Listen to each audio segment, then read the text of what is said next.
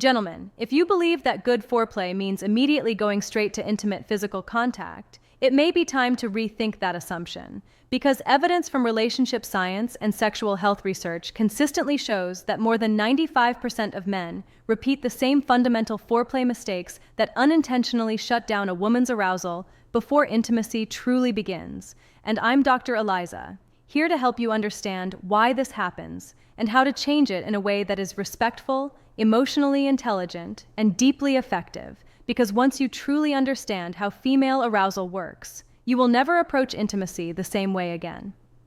The first truth that needs to be addressed is that many men mistakenly define foreplay as a single physical act, often believing that focusing on one specific area of the body is enough. When in reality, women repeatedly report that emotional connection, anticipation, playful teasing, and mental engagement are significantly more arousing than any single physical technique. And this is because foreplay does not begin in the bedroom, but in the mind, sometimes hours or even days beforehand, as the brain is the primary driver of desire. And when men rush into physical contact without allowing a woman's nervous system time to transition from daily stress into emotional openness, her body may appear responsive on the surface, while internally remaining tense, distracted, or disengaged, which is why foreplay should never be treated like a checklist of steps to complete, but rather as a gradual process of connection that respects the differences between male and female arousal patterns. Since men typically experience desire quickly, while women require a slower buildup that allows blood flow, lubrication, and emotional safety to develop naturally. And this shift from thinking mode to feeling mode is essential because no amount of physical stimulation can replace emotional readiness. Which is why slowing down and beginning with sincere conversation is so powerful, especially when appreciation is expressed for her personality, energy, or presence, rather than focusing solely on appearance, as this immediately activates the emotional centers of the brain where true desire originates. And another common misunderstanding is the tendency to focus only on obvious areas of physical sensitivity while ignoring the rest of the body, even though a woman's skin is richly connected to her nervous system and her brain interprets touch holistically, meaning that areas like the neck, shoulders, arms, ears, back, and inner thighs play a crucial role in awakening desire. And when touch is varied, gentle, and unpredictable, alternating between contact and brief pauses, anticipation builds and dopamine is released, which heightens motivation and pleasure, making every sensation more meaningful when intimacy deepens. And equally important is recognizing that foreplay is not only physical, but also visual and emotional.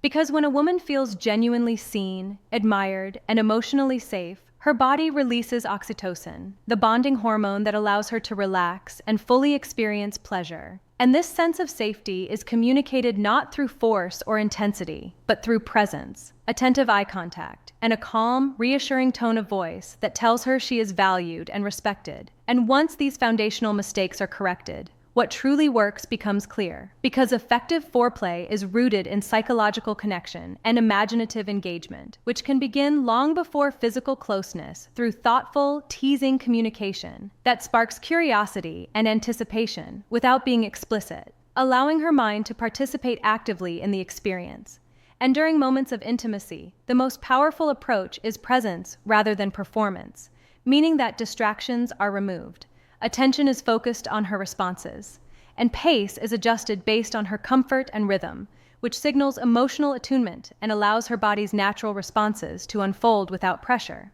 And when physical intimacy progresses, patience and gradual buildup remain essential, because sensitivity increases when anticipation is allowed to grow, and varying rhythm, pressure, and pauses keeps the brain engaged and prevents overstimulation, reinforcing that pleasure is not about speed or repetition, but about responsiveness and communication. And it is also important to understand that intimacy does not end with physical completion, but with emotional fulfillment, as affectionate aftercare such as closeness, gentle touch, and kind words strengthens emotional bonds and reinforces positive associations with intimacy, making connection more meaningful over time. And when these principles are practiced consistently, intimacy becomes a shared experience rooted in trust, curiosity, and mutual respect, rather than a series of mechanical actions. And expanding on this understanding further, it is valuable to recognize that sexual response is closely tied to the nervous system, particularly the balance between stress and relaxation, because chronic stress, mental fatigue, or emotional insecurity can significantly inhibit arousal, which is why creating an environment of calm, patience, and emotional warmth is not optional, but foundational, and education around intimacy should also include awareness of communication styles, as open, respectful dialogue about comfort,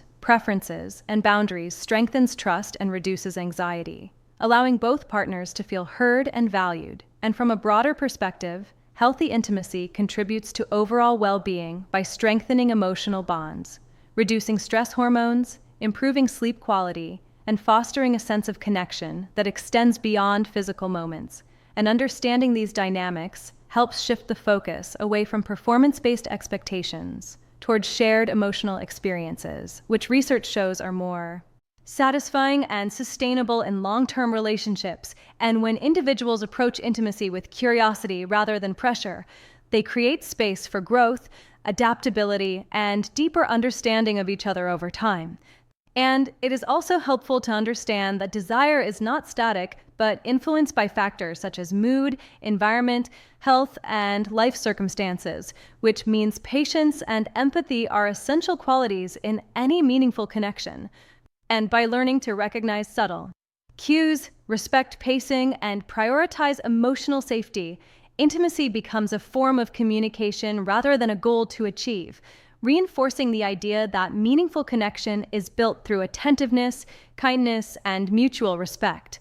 And when these principles are embraced, intimacy evolves into a shared journey that supports emotional closeness, trust, and long-term satisfaction. And as Dr. Eliza emphasizes, the most memorable connections are not created through technique alone, but through